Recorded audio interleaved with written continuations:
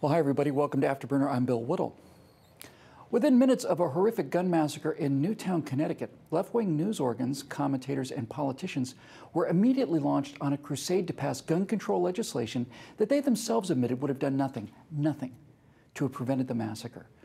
The Newtown shooter, I'm not going to glorify this mass murderer by naming him or showing his face, could not have passed a background check. We were told about the 20 children and 6 teachers killed at Sandy Hook, but not a word about the shooter's mother. The person who legally purchased the guns used in the massacre was not the person doing the shooting. The person who legally purchased the guns used in the massacre was, in fact, the first murder victim that day. Why does no one talk about this? Oh, stick around. Now, the important thing was to move politically while the wounds were still open. But when the Senate failed to pass the most recent raft of gun control legislation, President Obama seemed more genuinely morose than he did when he announced the shootings in the first place. Well, opportunities like Newtown don't happen every day, and we've known from the beginning that this is a president that hates to let a crisis go to waste. Now, what he had missed was a golden opportunity to, at one stroke, demonize and criminalize millions of law-abiding citizens. What he had missed was a chance to turn conservatives into enemies of the state, to further criminalize gun ownership, which to conservatives is the final bastion against state power and totalitarianism.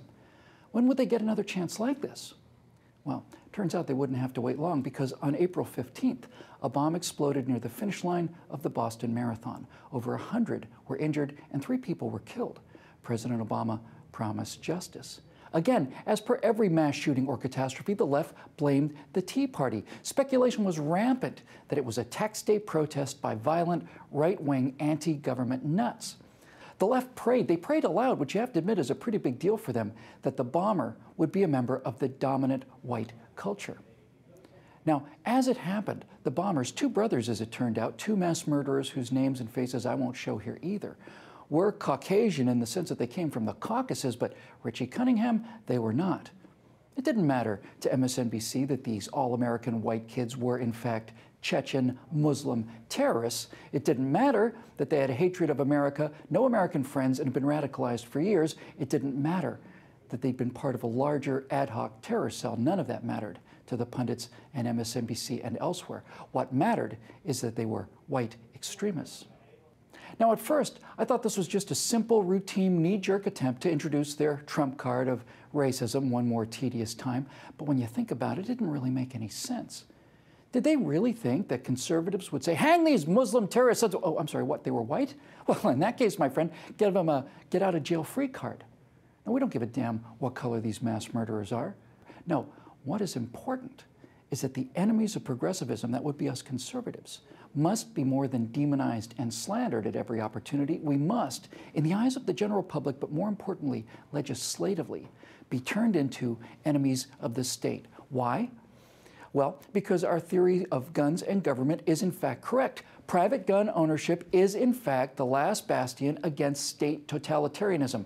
We need to become enemies of the state, because when push comes to shove, our side is heavily armed and their side is not. Throughout history, in order to achieve their socialist utopia, progressives have had to murder millions of people, on the way to their inevitable failure. We won't be as easy to murder. That's why the coercive power of the state, police forces, Army, National Guard, and Predator drones would have to be employed against us. Now, of course, this is just right-wing, black helicopter, conspiracy nut stuff.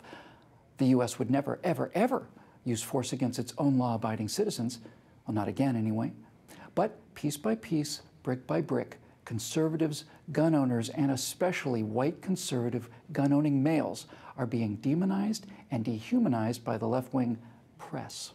And when you look back on where the demonization and dehumanization of blacks, Jews, gypsies, kulaks, and the rich has taken us before, well, you don't have to be a weatherman to see which way the wind is blowing.